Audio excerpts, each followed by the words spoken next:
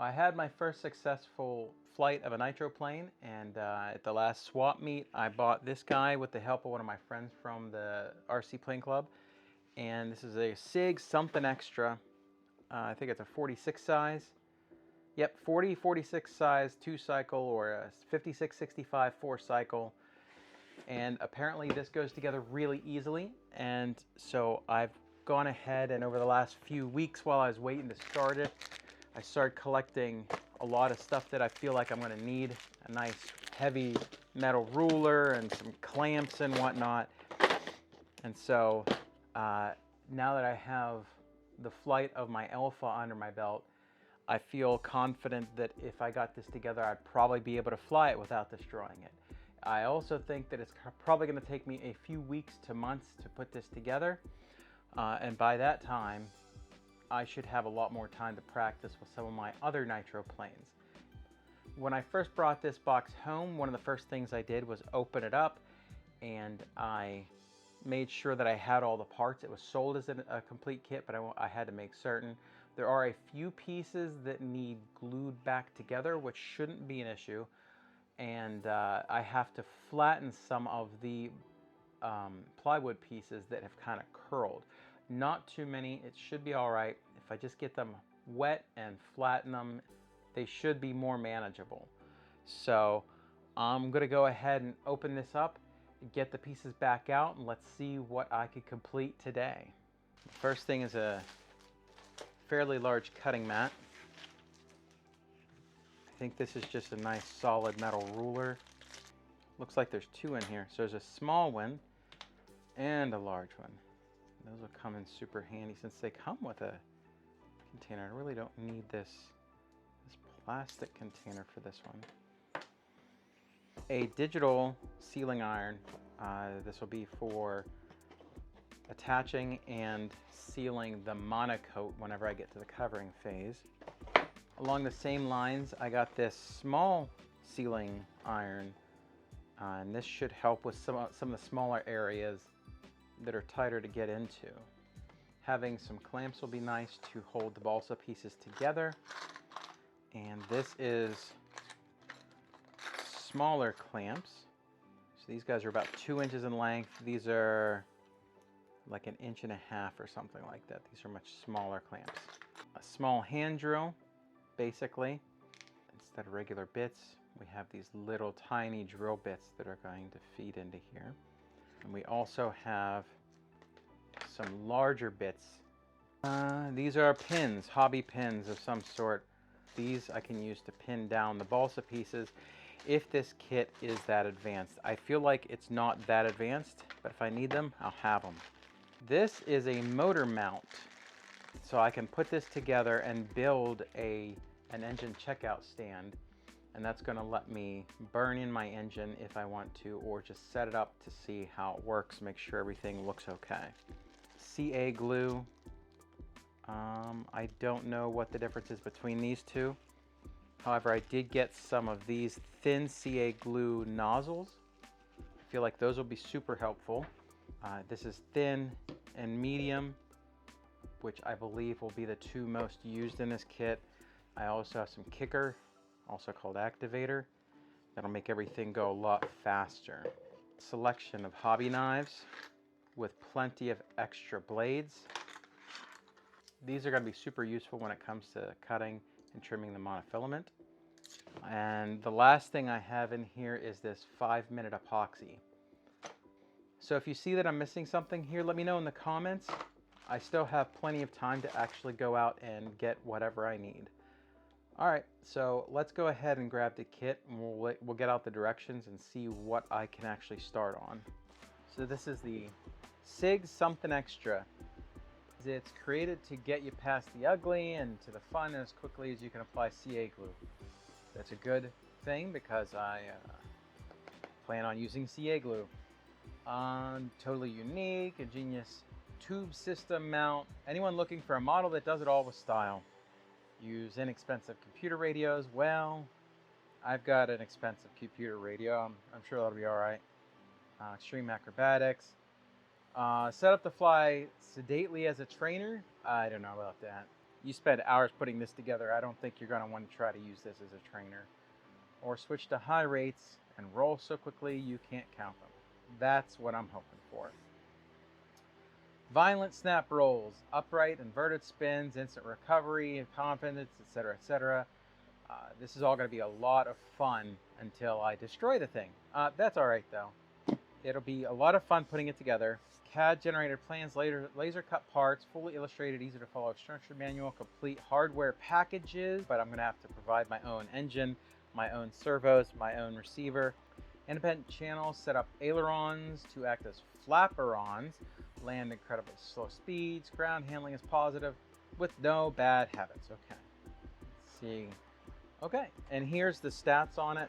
For nitro, if you're using 2-cycle, go 40 to 46. I believe I bought a 46 for this at the swap meet. If you're using 4-cycle, go 56 to 65.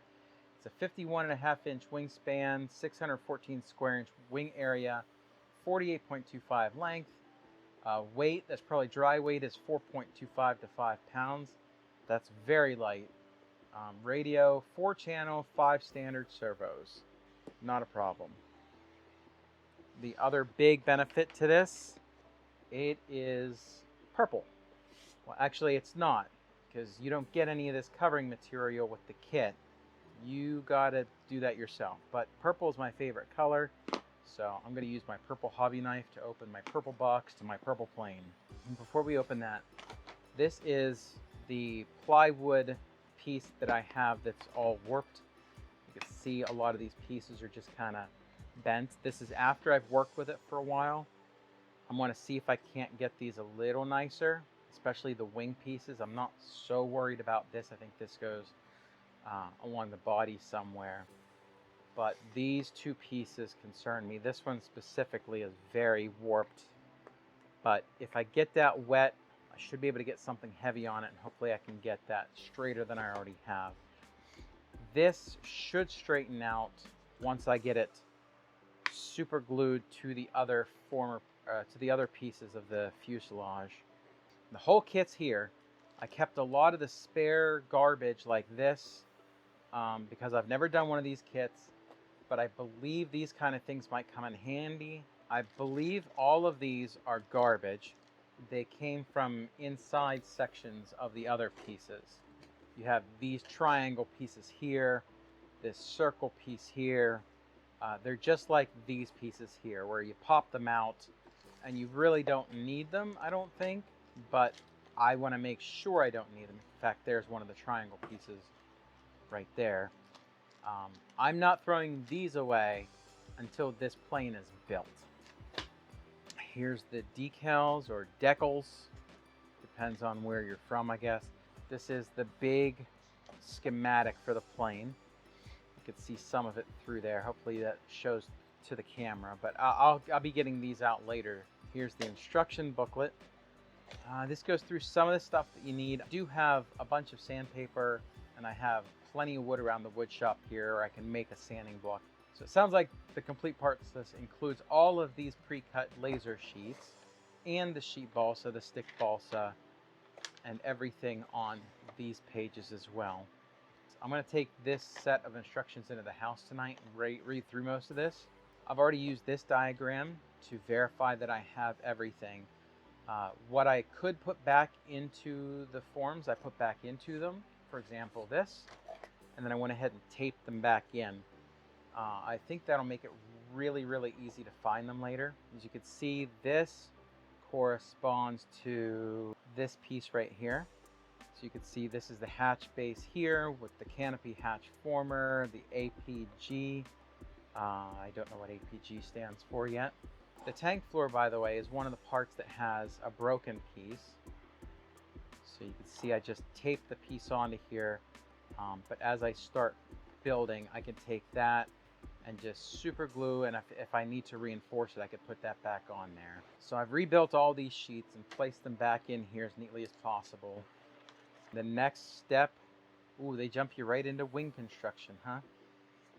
So there's wing construction, there's ailerons, looks like the tail there. Now we're putting the fuselage together, and they're mounting the fuel tank planing and sanding and putting everything together. And that's what she'll look like when she's ready to be wrapped. So that's what we're going for. Here showing how to cut the wheel pants, how to put the wheel base together. These are some of the metal parts. Some of these are push rods for the servos. Hopefully I've got everything. If I'm missing something, I'll have to improvise. This is the canopy. I'm going to leave that covered. It's already slightly open, but less scratches if it's covered. That is the engine mount, and lots of hardware, so I could see some control horns, bolts, nuts, washers, screws, all kinds of goodies in there. You know, one might think that this is just a container for the aluminum wing joiner, but from what I understand, this is actually part of the plane itself, along with the aluminum wing joiner that's inside.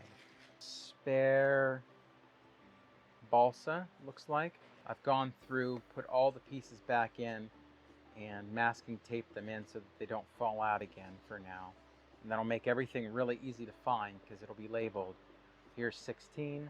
This 16 is available right there with those two wing pieces.